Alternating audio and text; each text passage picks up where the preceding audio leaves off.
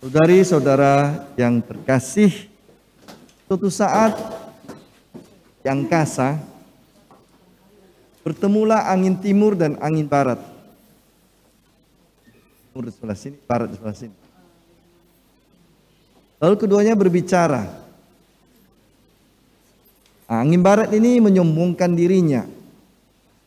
Saya ini kuat. Tidak ada satupun benda di bumi ini yang bisa melawan kekuatan saya. Kalau saya bertiup topan badai puruh, maka atap rumah akan terbongkar, pohon akan tercabut, gelombang laut akan membesar. Tidak ada seorang pun yang mampu melawan kekuatan saya. Lalu angin timur mengatakan, baik, mari kita lihat kekuatanmu. Itu ada monyet di sana. Itu dahan pohon. Siapa yang bisa menjatuhkan monyet ini dari dahan pohon itu, dialah yang paling kuat. Oh gampang, kata angin barat. Saya akan tiup dan dia akan langsung jatuh. Jangankan monyet, pohon besar pun bang, rumah pun roboh. Lalu angin barat tarik nafas kuat-kuat. Dia tiup kuat-kuat monyet tersebut. Ketika monyet merasa datang tiupan angin keras, langsung dia memeluk batang pohon sekuat-kuatnya. Tidak dilepaskannya. Sampai pohonnya miring pun dia peluk sekuat. Ya, angin barat terus meniup. Tapi semakin kuat angin meniup, semakin erat batang pohon dipeluk. Sampai akhirnya angin barat kehilangan tenaganya.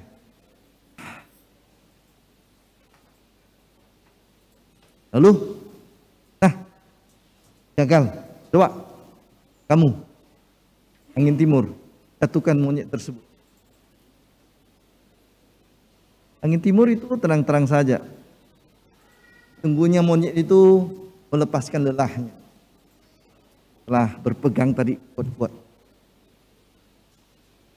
Kemudian dia mulai meniup angin sepoi-sepoi basah.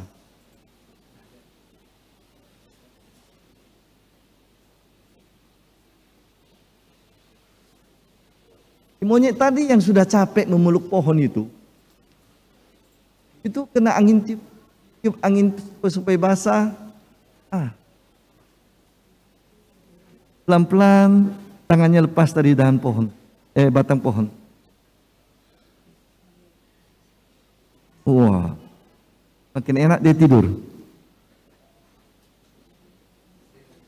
Dan ketika angin timur melihat bahwa si monyet itu sudah benar-benar mengantuk setelah kelepasan lelah tadi, tiba-tiba tiup angin kuat sedikit, dan monyet jatuh tunggal langgang bawah pohon. Nah, lepas tangannya dari batang pohon tadi. Kesombongan sering membawa kepada kegagalan dan kehancuran. Kerendahan hati, kelemah lembutan, terus memberikan hasil yang tak terduga. Sering orang mengatakan kerendahan hati adalah kelemahan manusia. Padahal justru kerendahan hati adalah kekuatan manusia yang tak terkira dayanya.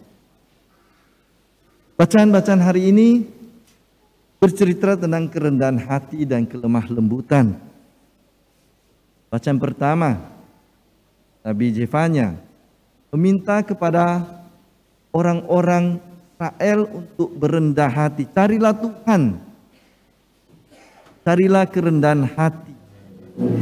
Bacaan itu muncul dalam latar belakang tertentu. Apa itu? Nabi Zefanya itu menguatkan orang-orang Israel yang baru pulang dari tanah pembuangan di Babilonia. Mereka sudah 50 tahun dibuang setelah kerajaan selatan dihancurkan oleh Raja Babilonia. 50 tahun kemudian Raja Persia, Kores, terus membiarkan mereka kembali Israel. Tetapi apa yang terjadi? Tidak selalu mereka diterima oleh orang-orang Israel yang tinggal di Yerusalem pada saat itu. Mereka dianggap sebagai pendatang. Karena sudah 50 tahun, 2 generasi pindah dari negara asalnya. Dan sekarang mereka kembali, mereka berkelahi antara orang Israel yang tinggal di Yerusalem dengan mereka yang baru pulang dari pembuangan. Masing-masing merasa diri lebih berhak atas tanah. Masing-masing merasa berhak untuk membangun bait Allah yang sudah hancur. Merasa diri paling benar. Karena itu Nabi Zefanya mengatakan, carilah kerendahan hati. Carilah keadilan. Takutlah akan Tuhan. Jangan masing-masing merasa diri lebih baik. Menyombongkan diri. Justru ketika kita merendahkan diri kita. Ketika kita mau melihat orang lain sebagai saudara dan bekerja sama, maka yang terjadi adalah kebaikan, persaudaraan, dan kerajaan. Dan hal yang sama dikatakan dalam bacaan kedua. Paulus ingatkan jemaat di Korintus. Apa yang terjadi di Korintus? Jemaat Korintus adalah jemaat yang tercampur baur. Masyarakat yang majemuk. Ada orang yang berpangkat, ada orang kaya, tapi banyak juga orang yang biasa-biasa dan sederhana. Kaum miskin.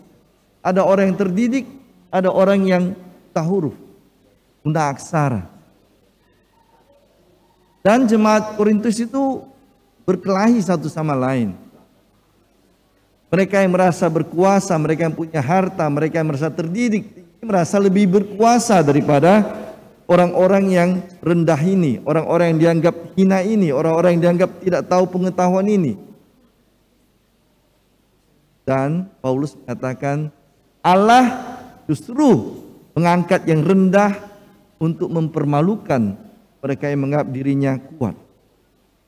Allah mengangkat orang-orang yang tidak terdidik untuk mempermalukan mereka yang menganggap dirinya berhikmat atau berpengetahuan. Rendah hati jadi manusia itu membuat manusia mampu bekerja sama, bersaudara dengan orang-orang lain. Tuhan menawarkan bukan jalan yang ditawarkan dunia ini, di mana dunia ini menawarkan struggle of the fit, kan itu katakan. Siapa yang lebih kuat, dia yang menang. Siapa yang lebih cepat, dia menang. Siapa yang lebih pintar, dia membodoh-bodohi mereka yang kurang pintar. Tapi Tuhan datang dengan cara yang berbeda.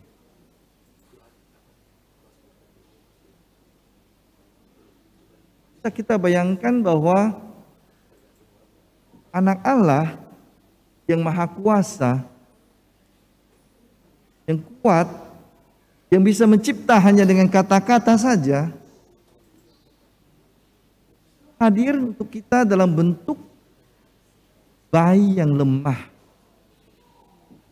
Dan itu pun dia memilih bukan bayi di istana atau di rumah yang mempunyai halaman 2 hektar, rumah yang 10 tingkat, mobil yang macam-macam mereknya, Lamborghini, Ferrari, Audi. Nah sekarang terkena Audi ini gara-gara hari-hari ini. Tapi ia hadir dalam seorang anak gembala, anak tukang kayu, orang sederhana. Jalan Tuhan adalah jalan kerendahan hati. Dan Paulus mengatakannya sebagai jalan kenosis. Mengosongkan dirinya, menghampakan dirinya. Merendahkan dirinya serendah-rendahnya. Bahkan ketika mati pun Dia bukan mati dengan cara yang biasa.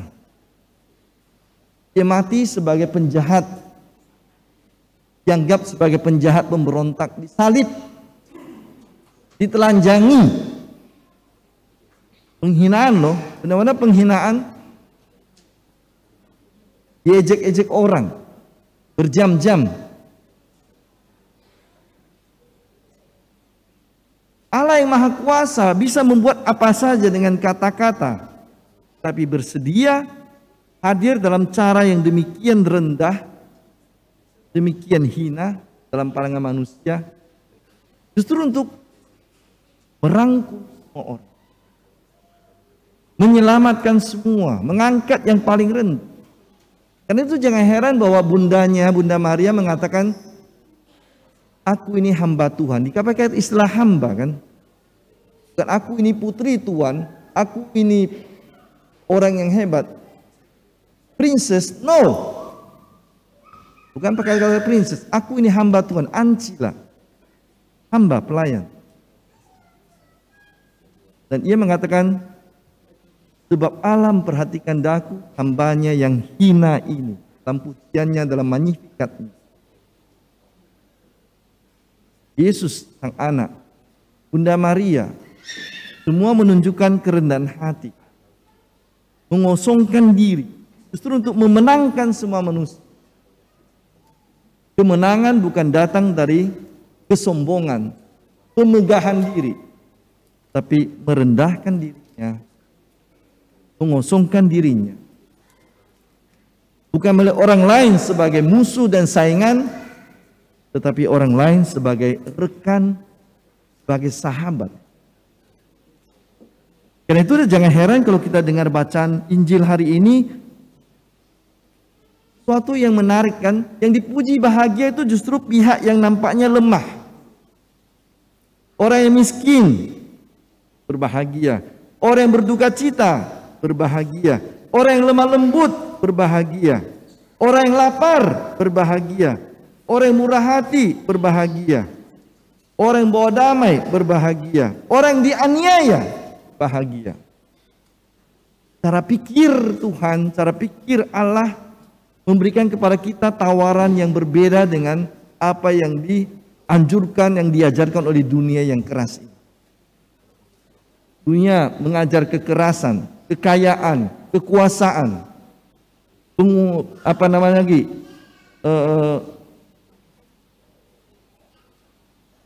apa istilahnya kan, kekuatan. Tapi yang ditawarkan oleh Yesus adalah yang miskin di hadapan Tuhan. Kenapa? Karena hanya dialah yang mengandalkan Tuhan, yang mengandalkan kekuatan dirinya, kekayaan dirinya, kepandaian dirinya. Tapi dia mengandalkan pembacaan pertama tadi. Jadi saudari-saudara terkasih, cerita hari ini, bacaan-bacaan hari ini mengajak kita untuk kembali melihat cara pandang kita atas nilai apa yang penting dalam hidup kita dan apa yang kita terapkan dalam kata-kata dan tindakan. Kita diajak untuk menonjolkan diri sekarang, tapi dunia mendorong itu, tapi Allah mengajak kita untuk berikan kepada orang lain juga tempat yang sama. Dunia mengajak kita bersaing, siapa lebih kuat, siapa lebih cepat dia menang. Tetapi Tuhan mengajak kita, mari kita bekerja bersama-sama. Bukan ranking nomor 1, nomor 2, nomor 3. Tapi bagaimana sebagai keluarga Allah kita maju bersama. Kita diajak untuk merendahkan diri kita. Bukan rendah diri maksudnya ya. Rendah diri itu negatif. Merasa diri tak berdaya, merasa diri negatif, tak punya apa-apa, bukan. Rendah hati. Mengapa kita berendah hati? Karena pertama-tama Yesus sendiri telah mengajar kita untuk berendah hati. Inilah contoh utama bagi kita. Mengapa kita berendah hati? Karena rendah hati berarti kita sadar siapa diri kita, kekuatan kita, kelemahan kita, Dan karena itu kita tahu mengembangkan diri kita dengan baik. Karena rendah hati mengajar kita, menyadarkan diri kita bahwa orang lain juga mempunyai kekuatan dan kebaikan mereka. Dan karena itu kita bisa sama-sama bekerja sama dengan orang lain untuk mengembangkan dunia kita. Rendah hati membuat kita melihat orang lain sebagai sahabat, saudara, bukan musuh yang harus ditaklukkan, bukan lawan yang harus direndahkan. Karena kita semua masing-masing punya kekuatan dan kelemahan. Tidak ada yang sempurna. Rendah hati membuat kita mampu menyadari bahwa kita selalu bisa berkembang lebih baik. Kita maju dengan lebih baik. Rendah hati adalah salah satu nilai utama rohani kekristenan kita. Semoga kita bisa meniru seperti air yang mengalir. Dia tidak bersuara. Dia berjalan. Bukan ke atas. Air mengalir ke bawah. Tapi justru ketika dia mengalir ke bawah, dia membuat banyak hal yang tak terduga bagi kita. Dia nampaknya tenang tetapi menghanyutkan. Dia nampaknya pelan tetapi mempunyai kekuatan yang tak terkira bagi hidup kita. Semoga bersama dengan Kristus, bersama dengan Bunda Maria, kita menjadi orang-orang yang lemah lembut dan rendah hati. Kita bisa membentuk kerajaan surga bersama dengan saudara-saudara kita, bersahabat dan bersaudara, dan menciptakan dunia yang damai, sejahtera. Amin.